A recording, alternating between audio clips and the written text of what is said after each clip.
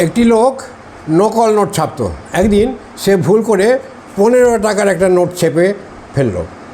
এদিকে 15 টাকার নোট তো হয় না।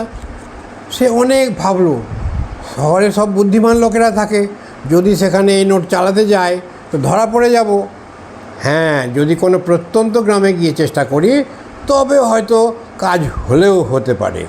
এই ভেবে সে অনেক দূরের গ্রামে পৌঁছলো।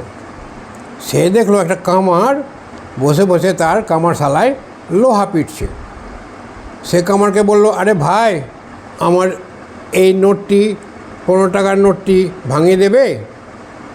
কামার তার হাত মুছে নোটটি ভালো করে দেখতে লাগলো। দেখে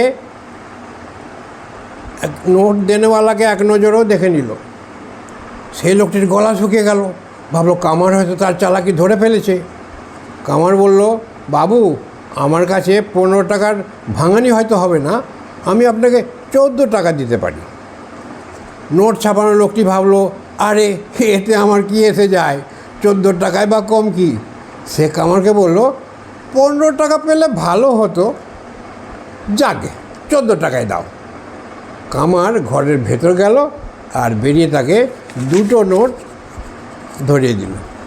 2টো নোট। যখন লোকটি গুনতে চাইল, দেখলো 2টো 7 টাকার নোট। দুনিয়াতে কেবল একজনই বুদ্ধিমান ব্যক্তি নেই,